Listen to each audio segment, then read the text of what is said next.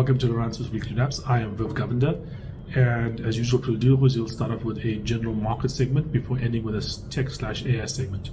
In the general market segment, this week we're going to focus on South Africa, firstly looking at SA inflation, and then taking a deeper dive into proposed alternatives to the VAT increase, most notably a possible wealth tax in South Africa.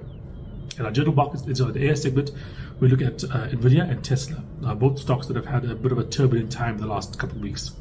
So starting off with inflation, SA inflation came in at 3.2%. This is above the last period's numbers, but still at the bottom end of the 3 to 6% range. In fact, right now it's fair to say that the target for the South African Reserve Bank is 4.5%, in between 3 and 6%, but 4.5% is really where they want to be. So 3.2 is still below 4.5%, and therefore is technically a low level of inflation in South Africa, even though it might be rising.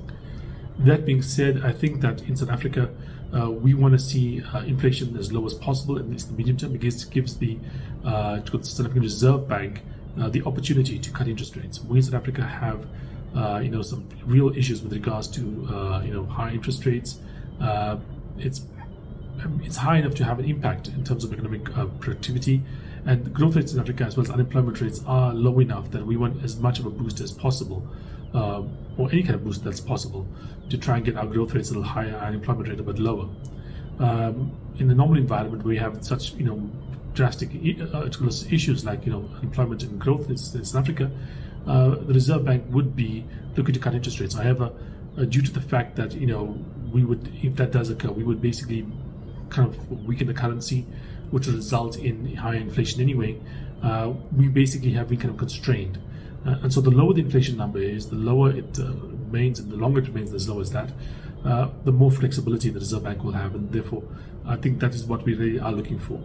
The fact that we saw a slight raise come through, even though it's still to a point that's at the low end of our range, kind of makes a serious impact in terms of the ability of the Reserve Bank to cut interest rates in that environment. Then moving on to the proposed wealth tax. So for those that don't know, what a wealth tax is that it's not a normal tax in South Africa that you probably experience, like an income tax, where you earn some money and the percentage of that money is taken. A wealth tax looks at how much you're worth and then charges you a percentage of your net worth.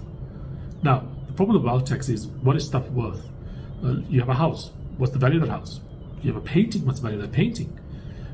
Assets don't often have a given value. In fact, that's why we have a stock market. That's why we have, buyers and sellers. Some people think the price is too high, they want to basically sell. Some people think the price is too low, they want to buy. There's disputes about valuation. And so a wealth tax is going to be quite difficult to administer from that point of view, because it's difficult to determine the valuation of assets. But even if you had something, for instance, like a stock market portfolio, okay, which technically you could say the price is given, because we have exactly what the buyers are going to give you for that particular asset at that point in time. There's also issues around, let's just say you were the founder of a company. You bought a company, and suddenly the company is worth a lot more money. Now, if you basically have to be paying a wealth tax every year, you will diminish your ownership over time.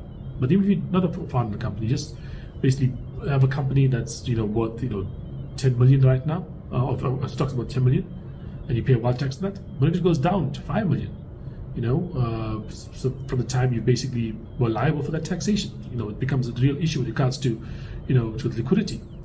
But then we move on to property, one of the biggest stores of value in the country. There is significant differentials between what people may think a property is worth and what they can actually get for it. Often, if you look at offers for property on the market, sometimes it's higher, sometimes it's lower than what the initial asking price was. There's not an easy market property to determine exactly what it's worth. And then moving on to things like artwork, horses, maybe like race horses, old cars. There's such a wide variety of assets out there that determining net worth is quite difficult, because you don't know exactly what each asset is going to be worth. That's number one. Number two, it's far easier to hide assets than it is to hide income. You may basically have an ownership of some assets that you basically want to hide the true valuation of. Artwork really is with that things. Therefore, how would you basically go out and know for certain what the particular, like, what a piece of art is worth if you're not having that art on the market? How are you going to know what a particular holdings a person might have internationally, especially if they've done multiple trades, they move things around, what things are in their name, via trust, whatever. Those are very difficult things to measure.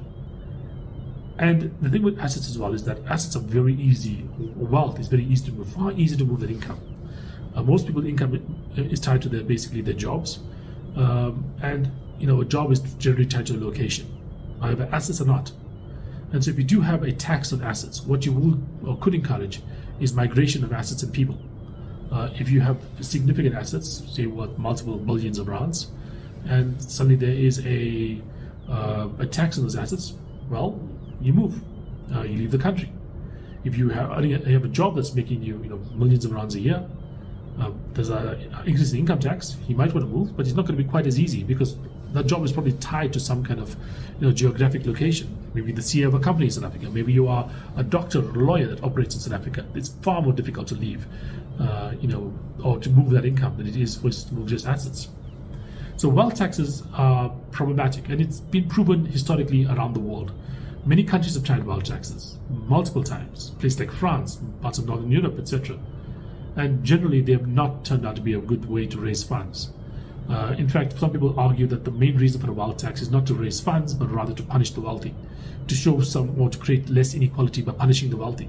And that's pretty much an argument that's been put forward by economists out there, that wealth taxes don't really, after all is said and done in terms of money moving out of the country, if it was impact on economic activity, people moving, leaving the country. The net effect, as well as just the cost of actually administrating it, a wealth tax generally doesn't raise much in terms of net income. It does, however, like I said, reduce inequality, if only by the fact that many people that are wealthy will leave.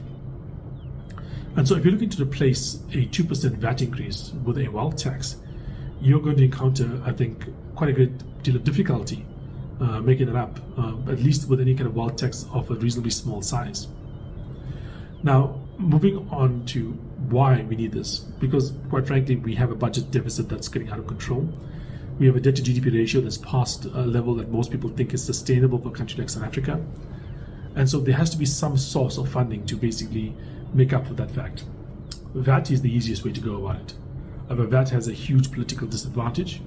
And so a wealth tax is kind of the opposite of that. VAT is very effective at basically raising funds, politically very unpopular. A wealth tax would be politically very popular, but very ineffective at raising funds. The problem with the wealth tax is because it's so ineffective at raising funds that it will be nothing more than window dressing when it comes to trying to make up for that gap. And if we do have a wealth tax, it will probably be lower because the economic activity in the country, it will probably lower the amount of wealth in the country because people will leave. And in the long term would probably have no impact on the budget, and therefore probably result in people basically, or government rather, having to do the VAT increase in the future anyway. Okay, now moving on to our tech segment. The tech segment this week is going to cover two big companies, Nvidia and Tesla. Let's start with Tesla. Tesla has fallen significantly over the last few weeks on a couple of things, most notably on a dramatic reduction in the amount of sales that the company is experiencing in much of the world.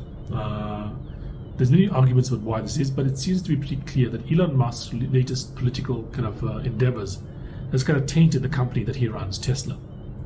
The fact that matter is that Tesla is a consumer item, and a consumer item has certain aspects to it beyond just the functionality.